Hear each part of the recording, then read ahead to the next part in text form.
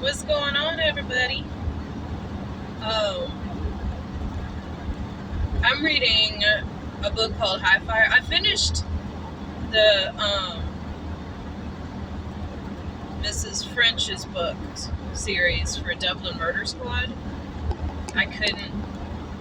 I had to fast forward that. Like, I had to speed up the book because I got kind of bored. It was her last.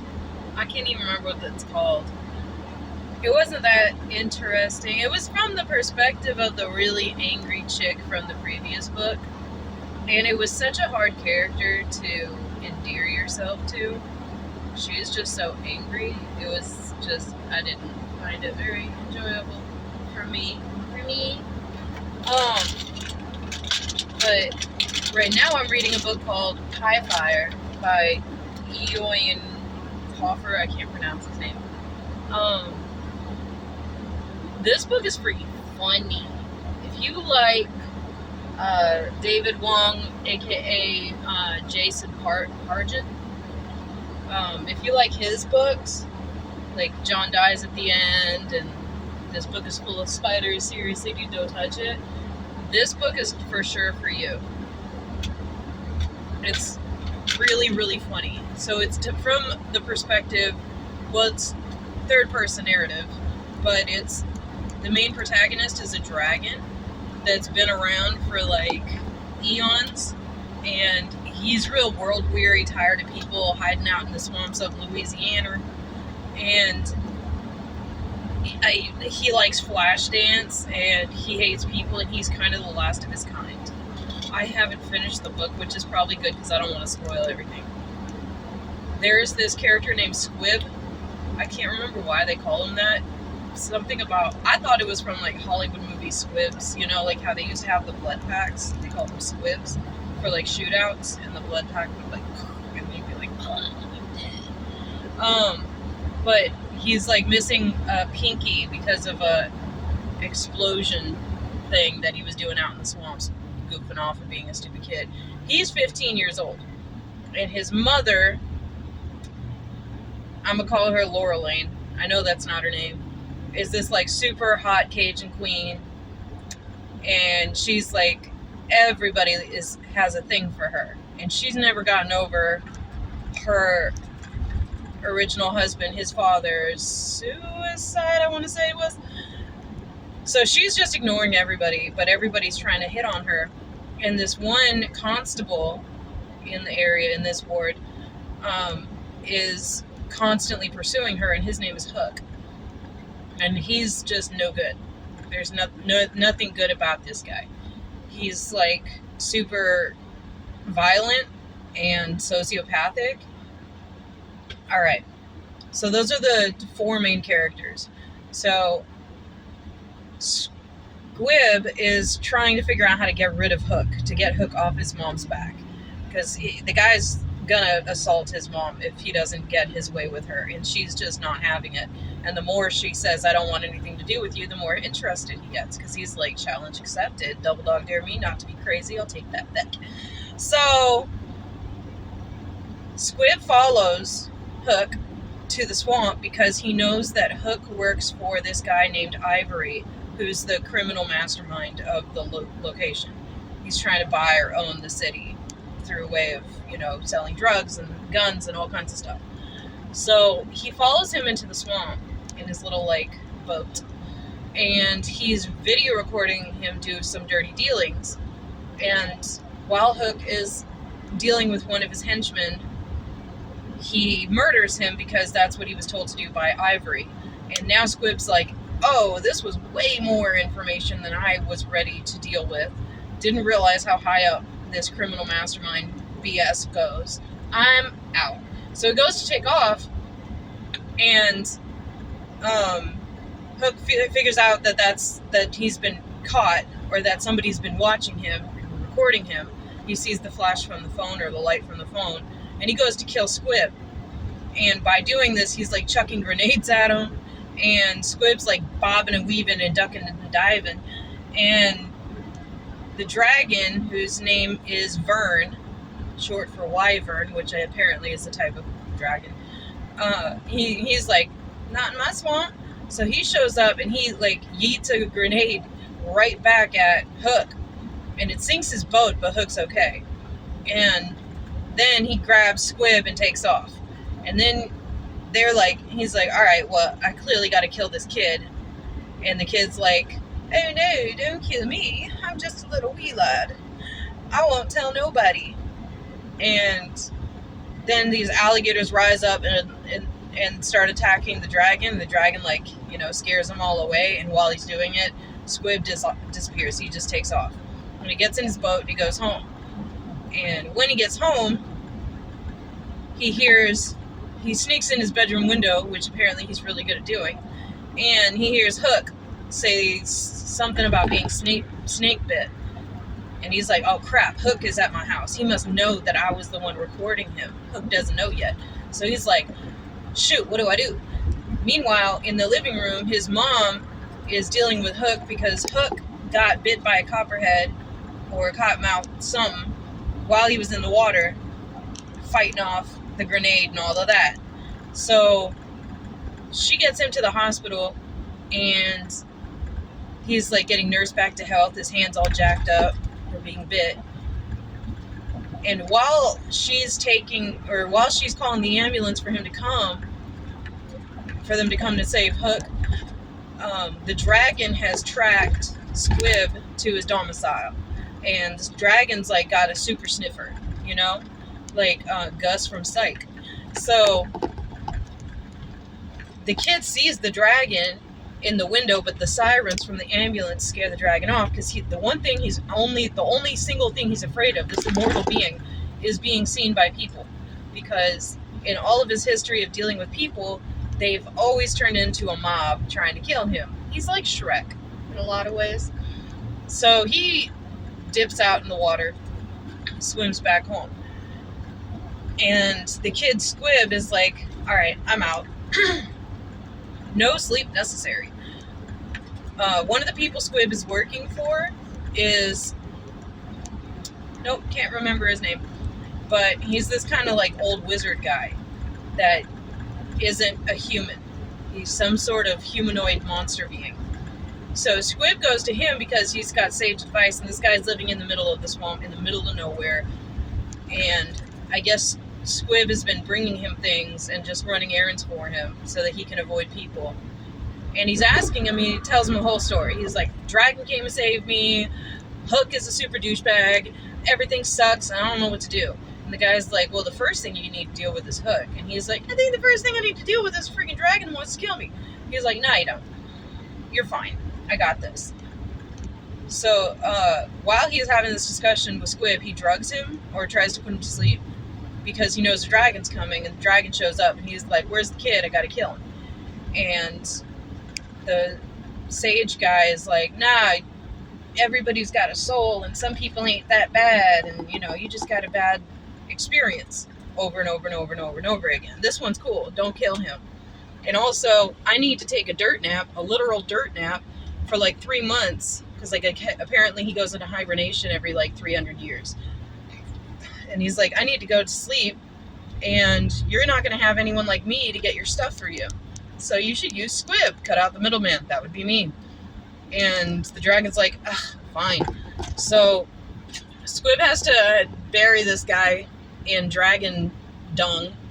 Apparently it's like the best compost ever. And then he's working for the dragon. The dragon's like having small dealings with him where everything keeps ending positively, and he's just kind of like, maybe he's not that bad. Maybe this human isn't that bad. And the backstory of dragons is apparently dragons ruled the earth, and humans were just these, cockroach-like cave people that would run around and panic and stuff. They hadn't even developed fire yet, and apparently the dragons took kindly to them and started keeping them as what do you call the familiars? What witches have. They used to keep humans as familiars, and humans started to develop consciousness and ability to rationalize and philosophy and all of that, and fire. And that's where we get human civilization from. And unfortunately, the humans got too big for the britches and started killing off the dragons. So that's part of why he just doesn't like humans. He's like, you know, you wouldn't be nothing without us. And then in the middle of all of it, you know, you're just gonna turn around and, you know, take all of the things that we gave you and use it against us. That sucks. But dragons also have apparently several different abilities. One is their piss is like better than aloe for human wounds, like instant healing. They have armor-plated skin that they shed every now and then, can be used for armor. There's a bunch of stuff. So while another thing is, like, while he's having a discussion with the mage, he breathes sulfur into the face of Squib, which knocks him out dead. Like, almost dead. And when he wakes up, he's like, I gave you basically cancer, so I don't really even need to deal with you. And then the mage is like, no, you should, like, give him one of your scales. All he needs is, like, a scale of yours to suck on every, like, 2 weeks. And the effects of the sulfur he'll heal from it. But if you don't do it, he's going to die from excruciating pain. Like, you know, he's going to cough out his lungs and shit out his intestinal tract. It's going to have a pretty bad time. And the guy's like, fine. Alright, so mage is asleep, and Hook is trying to figure out what's up with Squib. And he's trying to figure out who found him in the woods, but he's also still trying to come at Squib's mama. So he goes and investigates, or, you know, interviews Squib in his house, and he's like, okay, so I'm trying to do some searching about the explosions that happen out in the swamp. And Squib's like, no, you're not. Like, in his head, he's like, no, you're not. Like, you did those. And he's like, so I'm going to need to see your phone to see if there's trace evidence of explosives, because people can wash the explosive traces off their hands, but they never wash their phone, so I need your phone. And Squib's like, he's like, yeah, because you're trying to see if I recorded you murdering your friend. But Squib gives him the phone anyway, because he's already wiped it clean. There's no video of that night. There's no video or pictures or anything or text messages, because one of the rules of dealing with the dragon is don't do stupid stuff that's going to get me caught up. So no recordings, no photographs, no text messages with the word dragon or anything of the like. So he's like, my phone's completely clean, go ahead. And the constable takes the phone to his car and pretends to check it, but what he actually does is he clones his SIM card and puts the cloned SIM card in his phone, so that any text message that Squib receives or sends is going to pop up, and he can see everything he says, and he can use the kid's microphone on his phone and activate it at any time and use it basically as a wiretap and listen to anything that's going on at any given time. So then he gives the phone back, and he just kind of waits, and he starts collecting conversations between Squib and this dragon. Of course, he's also got the GPS, so he's kind of tracking him.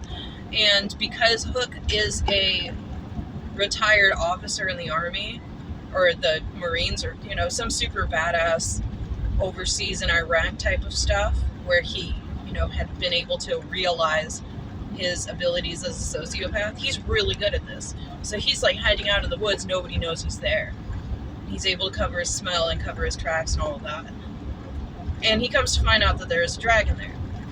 Another little backstory on Hook is that his dad was almost like a rattlesnake preacher. His dad was like super fundamentalist Christian and basically a failed cult leader. And his wife left him, Hook's mother, left him and took her daughter and left Hook with the father, because she could probably already see that Hook was, you know, a little mini psychopath in the making. So he was like, all right. Then one day there's a storm that comes in. This is in Florida. And everybody else in the city starts leaving. And Hook's like, hey, Dad, let's go. And Dad's like, no, all we need is the Lord. So this Hook's like arguing with his dad. His dad knocks him out, which he is wont to do. And when Hook wakes up in the middle of a raging storm, and the storm finally passes, he's looking at his dad like, what the heck? And his dad's like, it's too bad God didn't kill you, because then my survival would be even more extraordinary. And Hook's like, and he stabs his dad with a plank. He's like, Nah. So he killed his dad in the middle of the storm, and this is when he realized his real superpower of psychopathology. He's like, when everything's going to crap, and when everyone's running and screaming, I have this unique ability to double down and dive into the fray and use every chaotic thing to my advantage. And that's where he starts going with his life. He ends up getting like a MMA instructor type of guy who teaches him this like sage wisdom, like, oh yes, grasshopper, you know, and just teaches him how to hone his skills as a fighter and a warrior. And he joins the military and he gets to kill all kinds of stuff and people. You know, he's just really good at being bad. And then he becomes constable because it's basically an anachronized job that isn't important, but it gives you power. So he gets everything he could ever want, and he joins this criminal mastermind guy that's inherited some money from the mafia that is running the town. And he's like, once he's gathered this information from the dragon, and that there is a dragon, and he's able to see the dragon, he's like, okay, I'm going to use this chaos to my advantage. And he goes to the head honcho, and he starts talking down to him. He's like, all right, sugar tits, here's what you're going to need to do if you want to make it in this town. And the boss is just kind of like not having it. What Hook had actually done is kidnapped Squibb and knocked him out so that Squibb is in the freezer or the meat holding area where his scent can't get out of the criminal mastermind Ivory's building. And he knows that the dragon's going to find that Squibb went to the building, but he's not going to be able to find where he is in it. And so he's like, in about like 4 minutes, you're going to see something pretty chaotic. Have you ever seen Game of Thrones? It's so stupid. And Ivory's like, you're crazy. But then pretty quickly, everything goes to hell when the dragon shows up. When the dragon's like headbutting people and killing people and using his like fire to like cut holes in walls and all this other stuff. And his abilities are astounding, even though he hasn't done anything like this in centuries because he's had no reason to. And he finally gets a hold of Squibb. The guy basically left a trail of really bloody breadcrumbs of Squibb's toes and fingers that he had cut off to lead the dragon where he wanted him to go, but the dragon figures out pretty quickly he's in the meat locker instead. So he goes and gets the kid, and then he thinks he kills Hook, but Hook had made it to the safe room right as the dragon's breath, like, you know, enveloped him. And because of course Ivory has a safe room, and he's in there surrounded by Ivory's treasure with a gas mask on and an oxygen tank hooked up so that he can continue to breathe through the smoke. Ivory's dead, and he takes over Ivory's operation by way of using his little black book of contacts in the police force to get ramshackle dragon killing brigade together of 3 other people. And I don't know how it turns out because I haven't finished it, but there's been several parts of the book where I crack up laughing at, like, just the way the dragon acts, the way Squibb is. Squibb is this really hilarious kid that's just chaotic and stupid and Louisiana strong. And the kid's got nothing soft about him. He's been raised in the swamps with, you know, all the chaotic stuff that happens in poverty, you know, like having street smarts, having people smarts, having the ability to think on your feet when things go crazy. So there's just, I don't know, there's a lot of that stuff. It's so fun. It's such a great book. It really, really is. And I got a huge kick out of it. And it's funny because they talk about gun laws a lot. And it made me think, this is nothing related to the book, but it made me think about, you know, how we Americans and our guns, like I'm down here in Alabama, they found a gun at my kid's school and they act like that's just par for the course. Everyone I talk to down here thinks, yeah, that sucks, that's horrible, it should never happen. But that's pretty much the extent of it. Nobody's outraged, nobody's frustrated, nobody's concerned. And I think it's because people here mistrust the government so much more than they mistrust each other. Which is interesting because the entire reason we have a gun law at all is because our government didn't trust the government that ruled them in the initial 1776 or mid 1700s when America was founded under Britain rule. And our government that was formulated with George Washington and all of that was basically saying, we are really tired of people owning and controlling us. So let's just make it so that every human being on this, they can't be ruled again in that way. They can stand and fight if they ever need to. And then, of course, when you make a rule like that, you never consider that you might be the person that rule is designed to protest against. And now we've got, a very deep-seated mistrust, besides people of color and stuff and their interactions with the government, which they have a very unique and real reason to distrust the government. It's also like, I don't know, it's just strange. The whole thing is just strange. It makes sense to me, though. And then, of course, the second the American government was able to say, hey, we're free of Britain rule, they turn around and look at the South and are like, it's your turn. Not just the slaves, that wasn't really the founding reason why our government had anything to say about the South. It was more about the fact that the South was so wild and unregulated. And then they started trying to tax whiskey and do prohibition against whiskey. And the South was just like, hang on a second, we just got through a war of fighting somebody else that was taxing all their stuff and telling us what we could and couldn't do. You're saying that what I grow with my bare hands, you're going to say what it's worth and you're going to decide. And then, of course, the slavery thing, which was, that's all we really remember about it.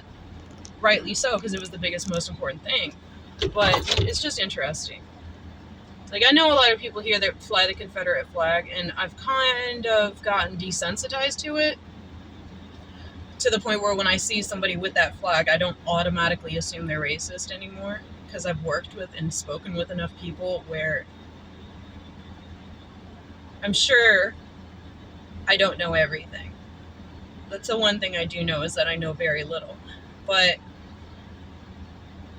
I've worked with enough people that are pretty liberal about women and about people of color and all of that stuff.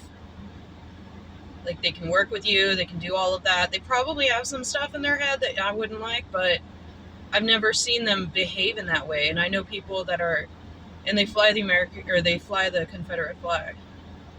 So I've kind of learned to okay, put it aside.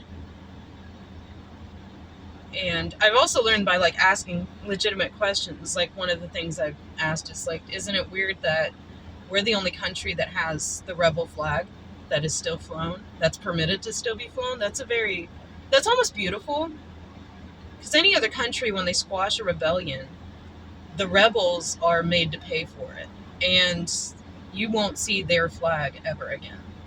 Whereas in our country, freedom of expression permitted them to continue to fly this flag that was a treasonous, by definition, treasonous flag.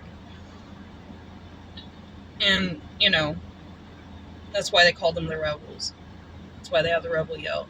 I don't know, but I ask those questions. And then it's also the obligatory argument that I usually, towards the end of our discussion, make, because they're saying, I don't want them to take my history. I don't want them to annihilate our cause or our reason for it. My grandpappy died, whatever. And I'm like, isn't it kind of hypocritical to have an issue with somebody controlling your history and taking it from you when the people that flew that flag did that to an entire race? Doesn't that seem like you should, I don't know. That, and also I don't see anybody gatekeeping. If they really say, and I've met people in the KKK, and they've said, we don't hate black people, we just don't want to lose the white race. We want to protect the white race.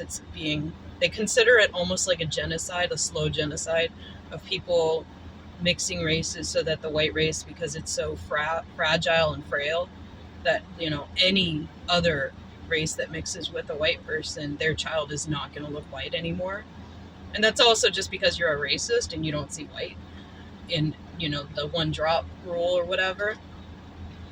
But they say that, and they're like, we don't have a problem with black people, we don't know that. And it's like, yeah, you do. But if that's true, let's just go with it. If that's true, if you really just want to preserve your culture and preserve your race, and you just, if you could just agree that, okay, every now and then it's fine, but for the most part, me and my house, I want us to remain pure, or I want us to remain the ethnicity of our birth, then if that's true and there's no hatred there, don't you think you should gatekeep who else is able to fly your flag and use it as an expression of hatred? Don't you think you should be more careful about that and more angry about that and take it kind of personally when somebody uses that flag to harm people? I don't know. It's like, either make a new flag or have your own infighting to determine who's permitted to represent. Almost like stolen valor. Like, oh, you're taking this thing that I love because it's my family history, Daughters of the Revolution, and yeah. And you're using it for, you know, to keep a sundown town alive or to keep black people in fear. And I don't want you to do that, so we're going to publicly excommunicate you from the group. Something like that. But that's just me.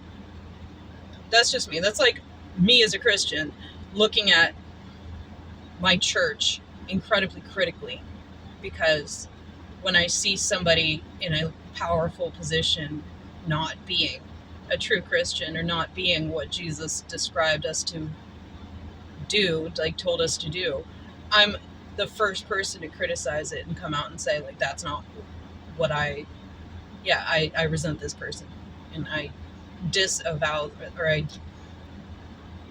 that person is worse than an atheist. That person is worse than Satan himself, because they know the truth. They're preaching the truth. They're acting like they're preaching the truth. And then in secret, they're doing the devil's work. So it's worse than an atheist. It's worse than somebody from a different religion. And it's worse than somebody who actually worships Satan, because at least somebody who worships Satan, which I don't think anyone actually does, but if somebody did, if that's what they're doing, at least they're out loud about it. They're not, you know, throwing a rock and hiding their hands. So, like, I don't know. That's just me, though. I got off on a tangent. Read Highfire. It's so good. I almost bought the book at Barnes & Noble or Books A Million or whatever. And then I was just like, let me check it out first. And then I listened to it and I was like, yeah, I'm going to buy it. And then I'm going to find someone to give it to, because I can't keep books. If I do, I just can't. My mother had wall-to-wall, floor-to-ceiling bookcases that were double stacked, and we moved. There were times that we would move like every 6 months, every 4 months, and it just became a burden to me. So I see things like that, like, you know, having too many possessions, I see it as like, oh, you've changed yourself. You've changed yourself to this life. You can't get up and leave anymore. And that's one of my biggest fears, is not being able to, like, just get up and dip. So I hate having possessions. But, so yeah, I buy a bunch of books and I give them away. But anyway, alright. That was fun. I haven't talked on YouTube for a while, so this has been nice. Alright, I just got the shakes. I'm out. Bye.